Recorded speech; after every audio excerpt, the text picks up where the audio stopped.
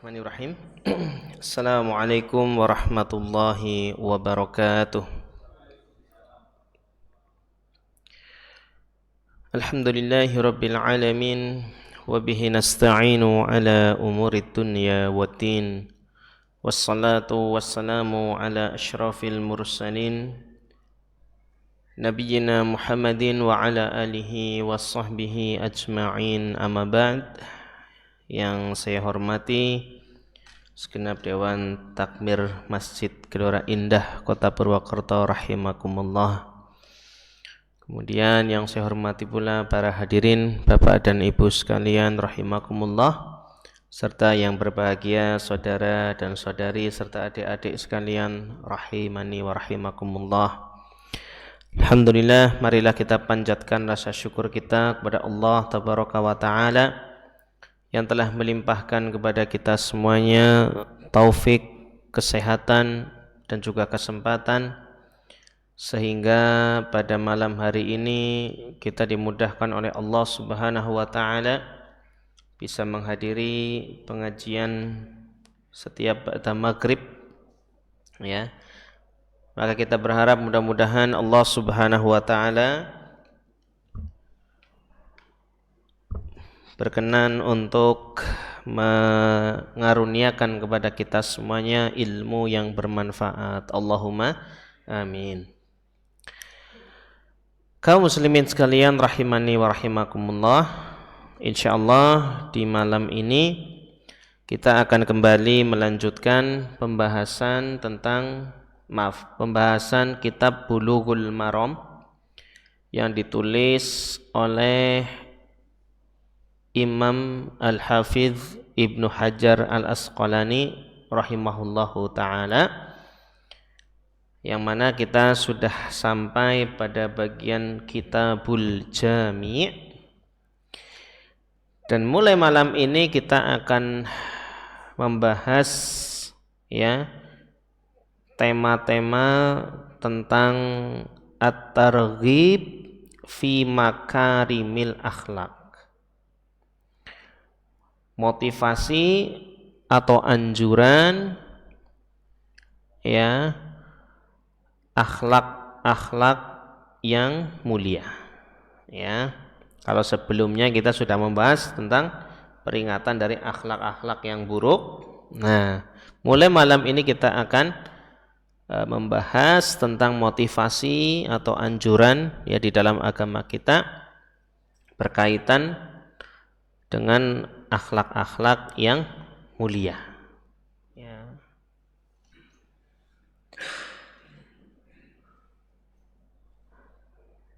Dan kita akan masuk kepada hadis yang pertama malam ini insyaallah, yaitu hadis yang temanya adalah tentang motivasi atau penjelasan tentang keutamaan sifat jujur.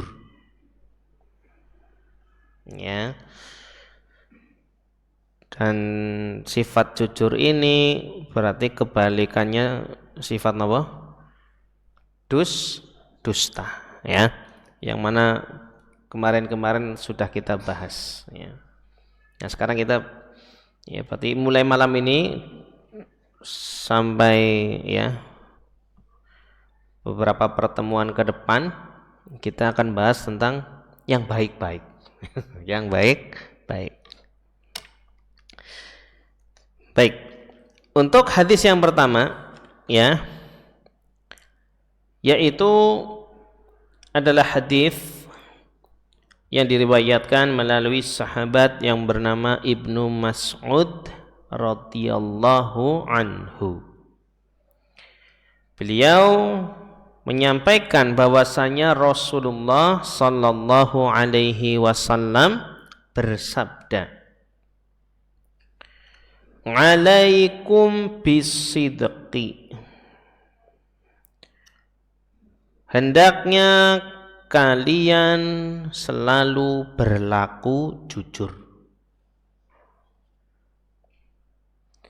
Fa inna sidqa yahdi ilal birri.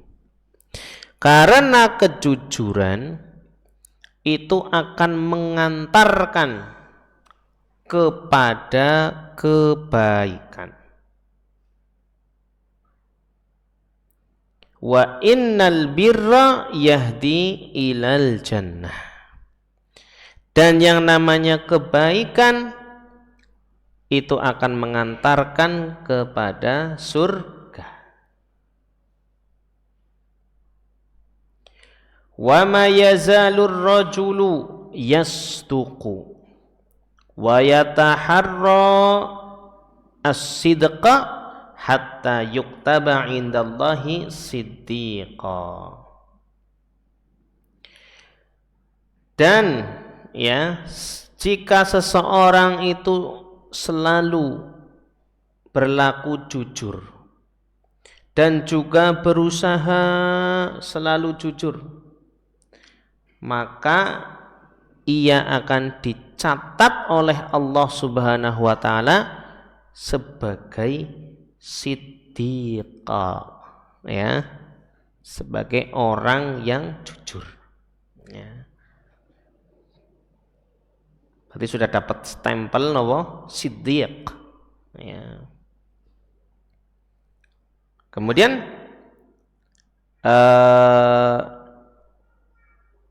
sebelum kita lanjutkan ya, tadi isi hadisnya ya, urutannya gimana?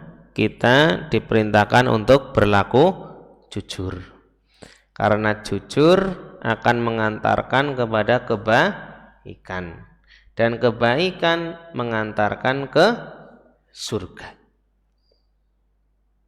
Kalau orang selalu jujur, nanti akan dicatat sama Allah sebagai siddiq, ya, orang yang jujur. Nanti kita akan jelaskan maknanya. Nah, hadisnya ada lanjutannya, yaitu tentang sifat kebalikannya. Nabi SAW bersabda, wa iyyakum wal kadhibah, ya, hati-hatilah, waspadalah kalian dari berbuat dusta.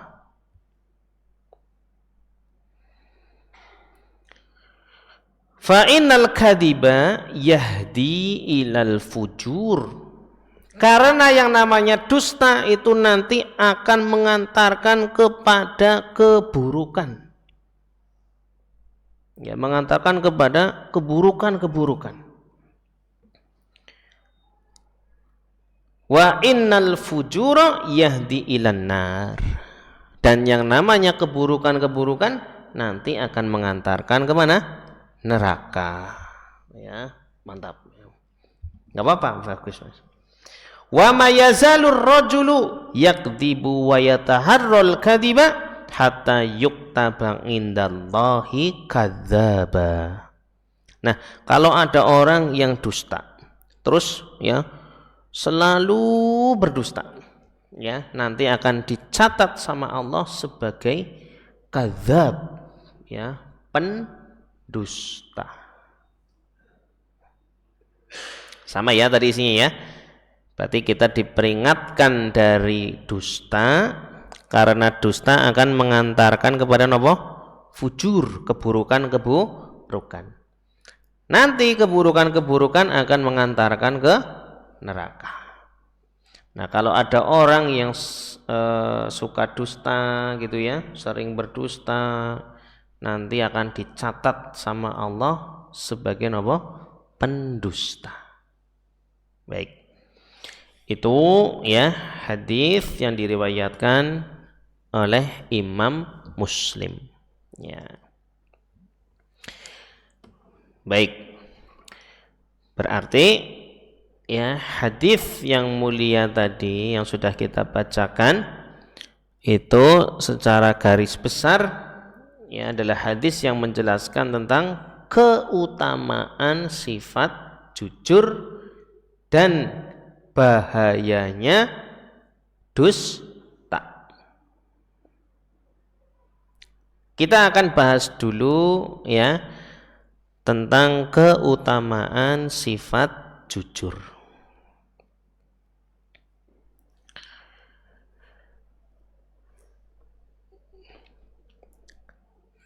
Dari hadis tadi ya dijelaskan bahwasanya yang namanya jujur ya itu akan mengantarkan kepada kebaikan-kebaikan.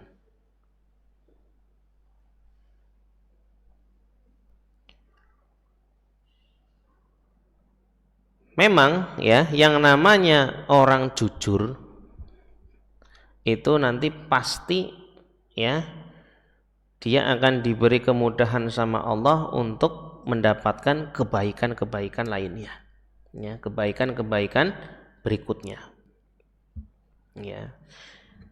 Di antara dalil yang menjelaskan ya tentang hal tersebut adalah apa? Di surat Al-Ahzab ayat 70 sampai 71. Ini sering dibaca ketika khutbah ya, muqaddimah khutbah. Ya ayyuhalladzina amanu taqullaha wa qulu qawlan sadida. Ya. Wahai orang-orang yang beriman, bertakwalah kalian kepada Allah ya dan berkatalah sadida ya, yang benar, yang jujur. Ya. Jangan sampai salah ya. Jangan syadida. Ya. Sadida ya. Enggak ada titik tiganya ya. Kalau syadida itu apa? Azab yang syadid. Keras ya. Berarti ini ya orang yang membaca ayat ini jangan sampai apa? Tipu ya. Tipu apa kalau ngomong apa? Keceletot gitu ya. Kalau tipu atau untuk nulis ya. Jangan sampai keliru ya. Wa qulu qawlan syadida. Wah, berarti kan berkatalah dengan perkataan yang keras. Padahal tadinya sadida, yang benar. Nah, setelah ada perintah ya bertakwa, kemudian berkata dengan perkataan yang jujur, yang benar, Allah Subhanahu wa taala menyebutkan keutamaannya. Yuslih lakum a'malakum. Nanti Allah akan memperbaiki amalan-amalanmu. Nah, ini kan berarti keutamaan ya. Kalau ngomongnya benar, jujur, nanti Allah akan memperbaiki amalan-amalan kita. Wa yaghfir lakum dzunubakum, dan Allah akan mengampuni dosa-dosa kalian. Nah, ini poin pembahasan kita di sini, ya. Di antara dalil yang membuktikan jujur itu akan membawa kepada kebaikan-kebaikan yang banyak, ya. Tadi Allah akan yuslih lakum a'malakum, memperbaiki amalan-amalan kalian, dan juga apa? Yaghfir lakum dunubakum. Allah akan menghapuskan dosa-dosa kalian. Wa may yuti'illaha wa rasulahu faqad faza fawzan 'azima. Barang siapa yang taat kepada Allah dan Rasulnya, ya sungguh dia telah mendapatkan kemenangan yang besar. Ya.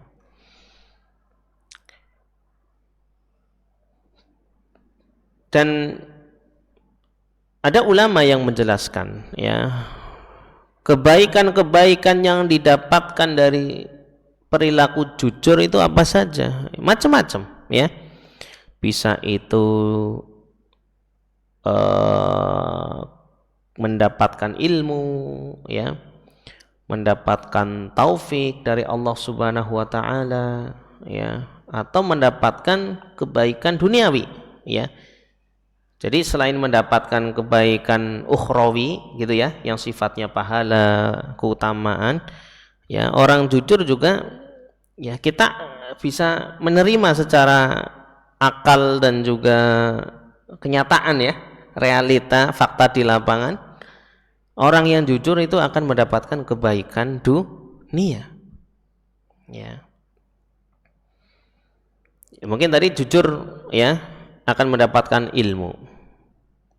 Kalau orang yang belajarnya jujur, yang ngajinya jujur begitu ya, pasti Allah akan karuniakan ilmu. Ya. Jadi benar-benar ngaji yang jujur itu gimana contohnya?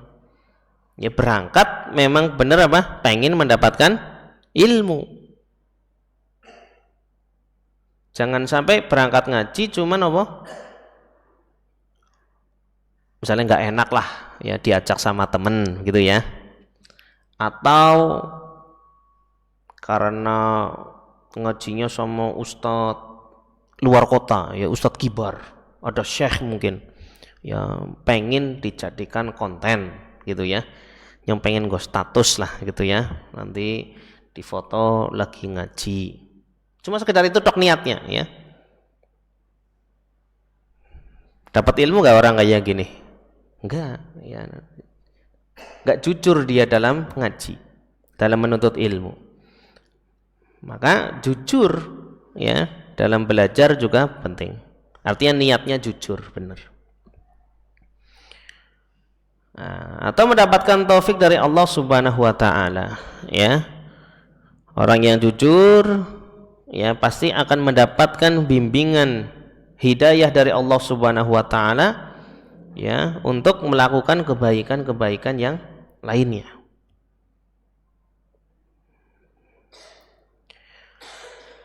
Atau secara duniawi nih ya, ini yang apa namanya bisa kita dapati ya di kehidupan nyata ya. Jadi contoh saja lah, misalnya pedagang yang jujur begitu ya, kira-kira efek baiknya apa? Dipercaya oleh pelanggan kan ya, jadi laris ya. Tapi kalau ada pedagang yang curang ya, sekali ketahuan pelanggannya pada kabur ya. Apalagi zaman sekarang ya, marak media sosial begitu ya, mungkin tinggal apa di Instagram atau apa direkam ya, ini pedagang ini nggak jujur nih gitu ya, maka efek buruknya akan didapatkan langsung ya. Pekerja yang jujur ya, karyawan misalnya gitu ya, kalau jujur gimana, kerjanya benar ya, insya Allah ya akan mendapatkan apresiasi yang bagus ya kan, bisa gajinya naik atau dinaikkan jabatannya ya, bisa saja ya. Ini efek baik dari apa? Sifat jujur ya, jika dilihat dari sisi duniawi. Tentunya pahalanya dapat ya, pahalanya dapat, keutamanya dapat, bahkan dapat bonus apa? Duniawi. Nah ini Masya Allah ya. Berlakulah jujur. Nah. Kemudian tadi kata Nabi SAW, ketika orang sudah mendapatkan kebaikan-kebaikan begitu ya, nanti ini akan mengantarkan kepada surga ya, mengantarkan dia kepada surga ya. Karena dengan perilaku jujurnya itu akan melahirkan kebaikan-kebaikan yang lain ya, bahkan terkadang ya melahirkan amalan-amalan yang lain ya. Misal mungkin tadi ya gambarannya ya, memang sebenarnya cakupannya luas banget ya, jadi kita sederhanakan contohnya saja, misal pedagang yang jujur gitu kan ya, nanti dengan kejujuran saat dagangnya itu dia akan mendapatkan rezeki yang berkah. Rezeki yang berkah itu yang gimana? Rezeki ini dimanfaatkan untuk kebaikan.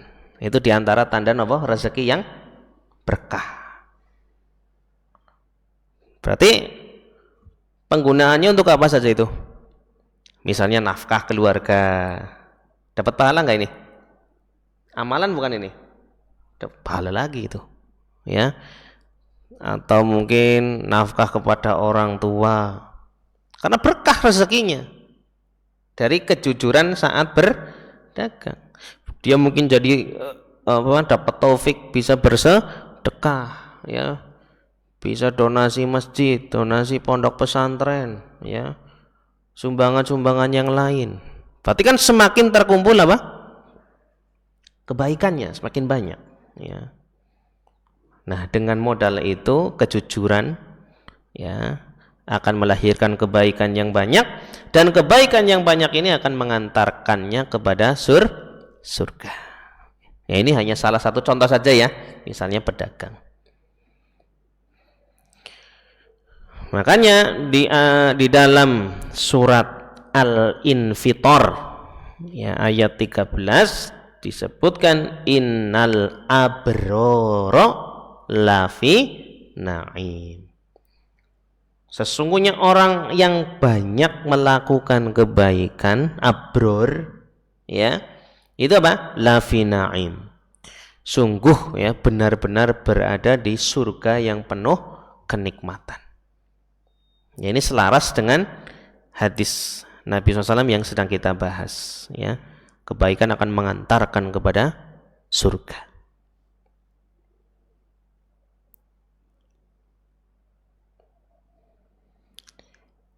Nah, selain itu keutamaan jujur adalah apa tadi? Kalau orang jujur kemudian membiasakan diri untuk selalu apa? Jujur. Nanti dicatat sama Allah sebagai siddiq. Ya. Siddiq. Orang yang jujur.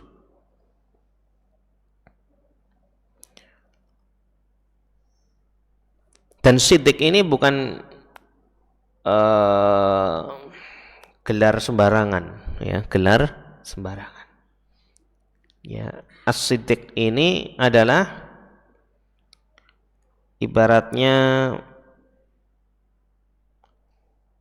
level kedua, ya, setelah nabi, kenabian, ya. Jadi di bawah kenabian, ya, itu ada salah satu level yang namanya apa? Siddiq. Ya. Orang yang selalu jujur.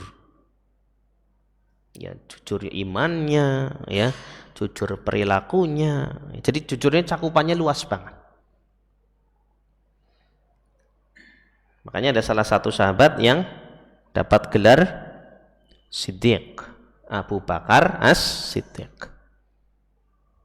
Itu memang, ya, orang terbaik, ya, setelah Nabi kita Muhammad Sallallahu Alaihi Wasallam, ya. Yang bukan nabi loh, ya, maksudnya, ya, yang bukan nabi, ya.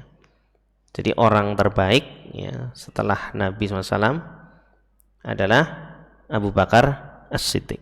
Ya, makanya setelah Nabi SAW wafat, ya, kekhalifahan digantikan oleh Abu Bakar As-Siddiq. Nah,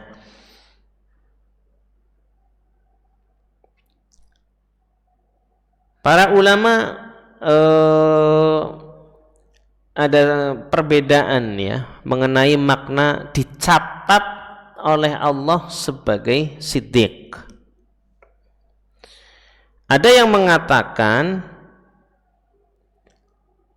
makna dicatat atau distempel sebagai siddiq itu artinya adalah, ya, Allah sudah nyetempel jadi orang yang jujur, jadi nggak bakal bohong lagi. Ya, masya Allah, ya. Berarti seakan-akan kayak dilindungi oleh Allah Subhanahu Wa Taala dari apa? Sikap dusta.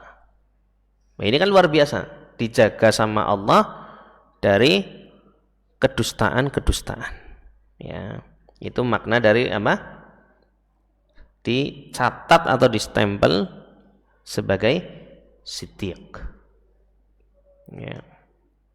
Atau ada juga ulama yang menjelaskan makna dicatat sebagai siddiq itu maksudnya adalah Allah akan memberikan keutamaan bagi dirinya, ya, untuk diterima di sisi manusia, ya. Jadi orang-orang di sekitarnya itu akan percaya pada dirinya, ya, karena ini orang yang jujur.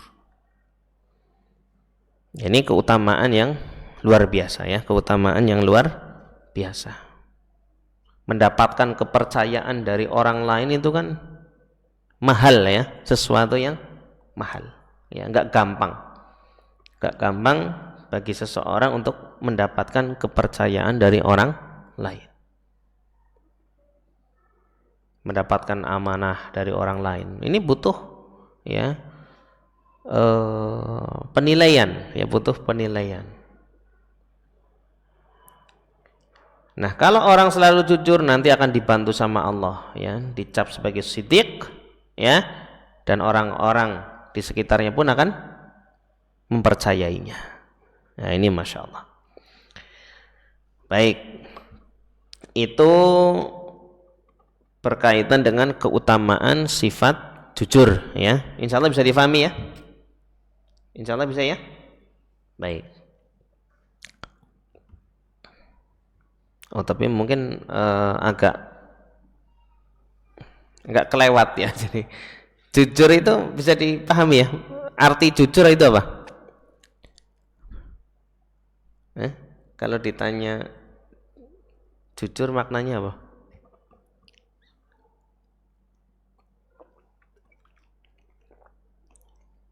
Ya, ini sedikit agak, ya, jadi nggak mundur juga, ya. Kita hanya menambahkan penjelasan tentang sifat jujur itu sendiri, gitu, ya. Jadi kalau tadi kita bahas keutamaannya, gitu, ya. Sekarang kita bahas sifat jujur itu sendiri apa. Jadi jujur itu, ya, sebagian ulama menjelaskan ada 3, ya. Jadi jujur kepada Allah, jujur kepada Nabi Sallallahu Alaihi Wasallam, dan jujur kepada manusia, ya. Jujur kepada siapa tadi yang pertama? Allah, terus Nabi Sallallahu Alaihi Wasallam, dan kepada sesama manusia. Nah, jujur kepada Allah, ya, maksudnya beriman dengan jujur, ya, dibuktikan dengan apa? Mentauhidkan Allah dan juga selalu berusaha bertakwa dan taat kepada Allah Subhanahu wa ta'ala, ya. Dan berkaitan dengan hal ini, ya, saya ingat perkataan ulama, saya lupa namanya, Sahal At-Tusturi atau siapa, ya, rahimahullahu ta'ala, ya. Beliau mengatakan a'malul birri ya'maluha al-barru wal fajir, ya. Amalan kebaikan itu bisa saja dilakukan oleh orang yang baik maupun orang yang buruk, ya. Iya enggak? Sholat, ya, itu kan orang soleh, ya. Atau orang yang enggak soleh bisa sholat enggak? Bisa, ya. Sedekah, ya. Orang yang baik maupun orang yang jahat pun bisa sedekah, ya. Maling bisa sedekah enggak maling? Meskipun hartanya itu dari hasil maling, tapi buat sedekah tuh, ya, dari hasil korupsi buat membangun masjid misal, bisa nggak? Bisa aja, ya, karena memang konsepnya demikian, ya. Amal kebaikan itu dilakukan siapa saja bisa. Wala yajtanibul ma'asi illa siddiq. Nah, ini. Tapi yang bisa meninggalkan maksiat itu cuma orang yang jujur. Ya, orang yang jujur imannya. Berarti kalau orang yang jujur imannya kepada Allah Subhanahu wa taala, dia bisa meninggalkan maksiat. Ini yang membedakan antara orang baik dan orang jahat. Ya, bisa dipahami nggak? Bisa ya? Sholat pada sholat, sedekah pada sedekah. Ya, terus bedanya apa? Antara orang soleh dengan toleh. Ya, orang soleh dengan nggak soleh apa? Bagaimana dia bisa meninggalkan maksiat? Itu dia. Ya, orang baik bisa sedekah, maling juga bisa sedekah. Tapi yang orang baik ini bisa meninggalkan perbuatan maling. Bedanya itu, ya. Ya, sama-sama bisa sedekah, ya, tapi yang satu bisa nggak mencuri, nah, yang satu ini malah dari hasil curian sedekahnya. Nah, sholat sama-sama ya ke masjid bareng. Nah, tapi kalau yang jujur imannya bisa apa? Meninggalkan maksiat, ya. Sedangkan yang satu kalau imannya nggak jujur, ya, dia habis sholat maksiat. Ya. Baik, ini masalah kejujuran, ya, kejujuran iman kepada Allah Subhanahu wa Ta'ala. Kemudian yang kedua apa tadi? Jujur kepada Nabi Sallallahu Alaihi Wasallam, ya. Berarti kalau jujur imannya kepada Nabi SAW, ya, secara garis besar apa? Dibuktikan dengan mutabaahnya, ya, bagaimana mengikuti ajaran Nabi Sallallahu Alaihi Wasallam. Itu tanda kejujuran, ya, iman kepada Nabi SAW. Kalau dia ngaku sebagai apa? Pengikut Nabi Sallallahu Alaihi Wasallam, ya, kalau jujur loh, ya, kalau jujur berarti kan jadi pengikut yang benar. Namanya pengikut itu gimana? Buntut ngentut buri kan, ya. Apa yang dikatakan A ya ikut, B ya ikut, C ya ikut, itu baru pengikut, ya. Jadi umatnya ya sudah tinggal manut, ya. Maka ya harus dibuktikan, ya, klaim pengikutnya, umatnya Nabi SAW, cinta kepada Nabi SAW dibuktikan dengan mengikuti petunjuk atau ajaran beliau Sallallahu Alaihi Wasallam, ya. Katanya pengikut, ya, katanya cinta Nabi SAW, bilangnya A, dia apa? B. Malah atau teman set gitu. Ya. Itu ya, ini secara konsep saja, ya, ya. Kalau dicontohkan detail-detail ya agak susah, ya. Baik, ya, biasanya dalam masalah ibadah-ibadah gitu, ya. Kalau yang senangnya ngarang-ngarang ibadah nggak ada tuntunannya, ya ini, ya, hati-hati, ya, hati-hati. Kemudian yang ketiga adalah apa tadi namanya? Jujur, ya. Harap ngomong jujur banget teman. Jujur, ya, kepada manusia.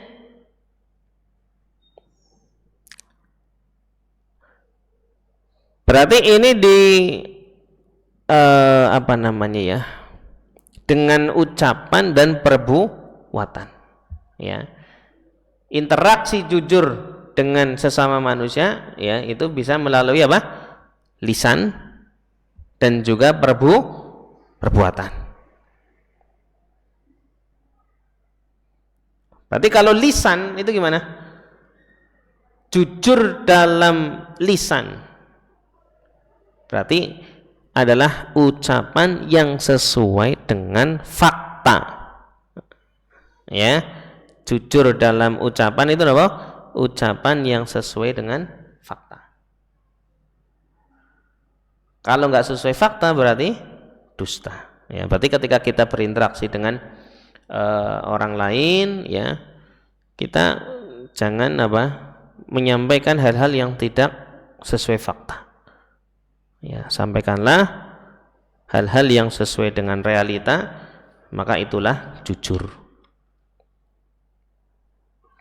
Atau ketika berinteraksi dengan orang lain, ya perbuatannya juga harus jujur, ya. Misalnya tadi ya muamalah kan jual beli gitu ya. Ini kan perilaku, ya. Maka berlaku jujurlah, ya. Berdagang yang jujur, ya. Misalnya akad lain, ya sewa menyewa, ya utang piutang, ya. Belum nyaur ngomongnya wis. Ya seperti itu contoh ya, jadi luas banget. Intinya tadi kita jelaskan bahwasanya jujur itu akan mendatangkan berbagai keutamaan, ya akan mendatangkan kebaikan-kebaikan, kemudian akan mengantarkan ke surga. Nah sekarang sebaliknya tentang apa? Dusta, yang mana kata Nabi Shallallahu Alaihi Wasallam, dusta itu atau bohong itu akan mengantarkan kepada fujur, keburukan. Dan ini nyata, ya. Contoh sederhana saja, kebohongan yang satu akan melahirkan kebohongan yang lain. Ya dulu pernah kita bahas ya. Pernah kita singgung. Ya, misalnya seorang santri, seorang murid gitu ya, yang terlambat atau nggak masuk kelas, ditanya dari mana? Nah, jawabnya apa? Dari kamar mandi. Ternyata aslinya dari kantin. Kok lama banget? Ngantri. Bohong nggak itu? Itu udah bohong pertama, pasti bohong terus itu. Ngantri, ya. Sama siapa aja kamu? Walah wis ya, ruwet ya. Ini baru contoh kecil saja ya, belum contoh yang besar ya. Banyak ya kejadian yang berawal dari dusta ini merembet ke perbuatan dosa-dosa yang banyak, ya. Mungkin ada pegawai nggak jujur gitu, ini uang kemana, ya? Oh ini dipakai perusahaan Pak, ini, padahal dipakai sendiri, bohong. Siapa aja nanti akhirnya apa, bikin laporan palsu lah, ya fitnah lah, ya kan? Bahkan kadang berujung kepada apa, pembunuhan, ya kan? Ngeri, gara-gara tidak jujur. Makanya benar kata Nabi SAW ya, hati-hati nih, yang namanya dusta pasti akan mengantarkan kepada keburukan yang lain. Nah kalau keburukannya sudah banyak itu gara-gara kebohongan yang satu, ya ini akan mengantarkan kemana? Neraka. Ya, pilihannya kan cuma itu, ya. Jujur ya ke surga, dusta ke neraka, ya.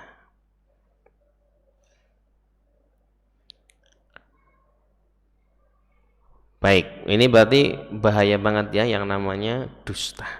Yang namanya dusta bahaya sekali. Nah, kemudian di antara bahaya yang lain, ya, kata Nabi SAW, orang yang berdusta kemudian terbiasa dengan dustanya, nanti akan dicatat oleh Allah Subhanahu wa taala sebagai pendusta, tukang bohong. Nah, ini. Nah, kalau sudah dicatat sama Allah ini angel, ini udah angel ya. Angel, ya. Banyak aktivitasnya, banyak perilakunya, ya, diiringi dengan kedustaan. Ya, ini bahaya.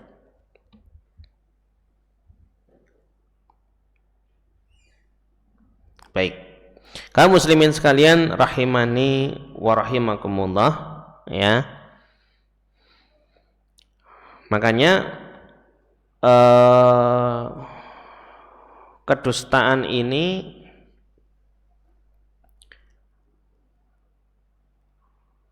kata Nabi Shallallahu Alaihi Wasallam ya termasuk termasuk ke dalam dosa-dosa yang paling besar, dosa-dosa besar yang paling besar. Ya, ini ya, ketika Nabi SAW menjelaskan kepada para sahabat, ala unabbiukum bi akbaril kabair. Ya, mau enggak ya kalian kasih tahu dosa besar yang paling besar. Dosa besar yang paling besar. Salasan, beliau mengatakan demikian sebanyak 3 kali. Ya. Kemudian para sahabat menjawab, tentu wahai Rasulullah, kita pengen tahu. Ya, kemudian Nabi Shallallahu Alaihi Wasallam menjelaskan, ya, yang pertama al isyraku billah, ya, syirik, berbuat syirik, menyekutukan Allah. Kemudian wa'uqul walidain, ya, berdurhaka kepada kedua orang tua. Ya, durhaka kepada kedua orang tua. Ya. Perhatikan ya, hak orang tua itu disebutkan setelah haknya Allah Subhanahu wa Ta'ala. Ya, Allah itu jangan dipersekutukan.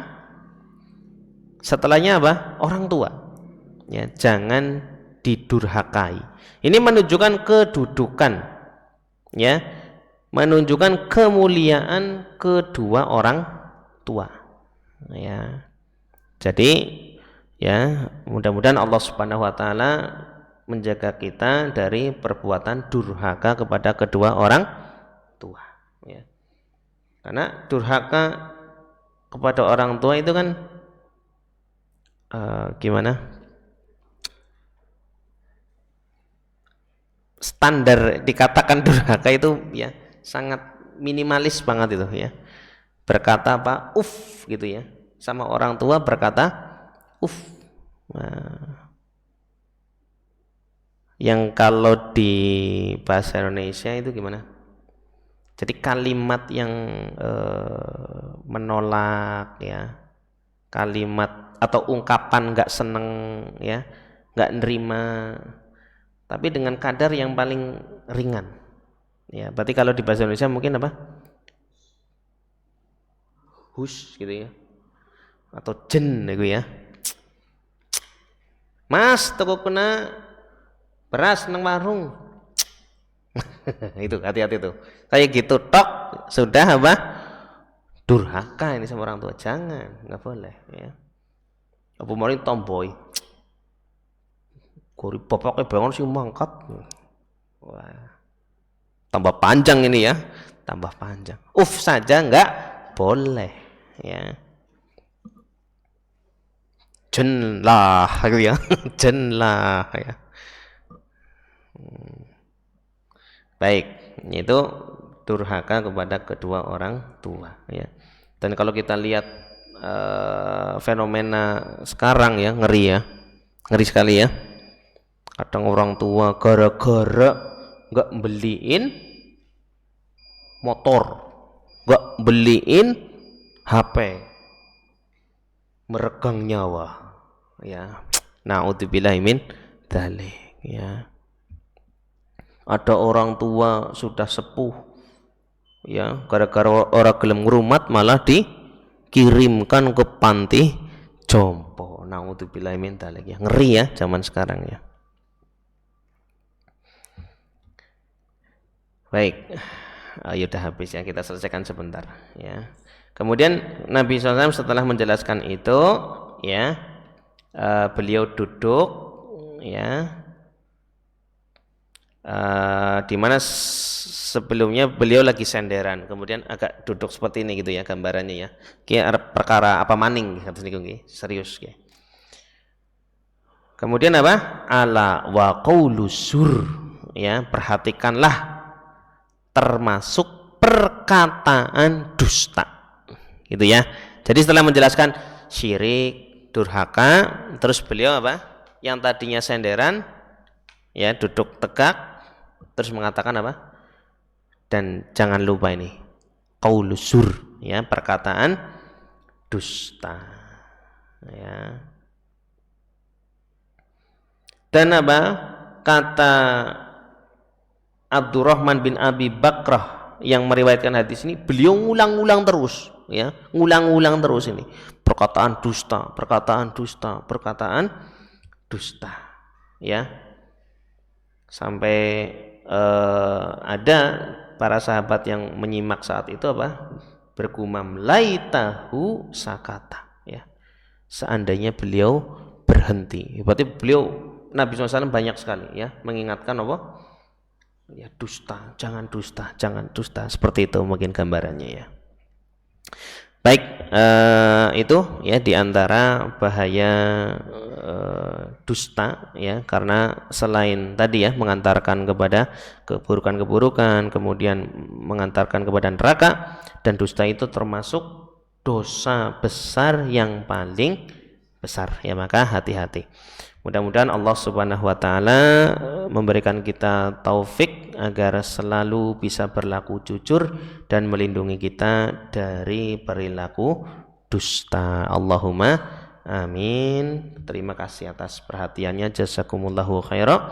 Mohon maaf atas segala kekurangan dan kesalahan. Kita tutup dengan doa kafaratil majlis.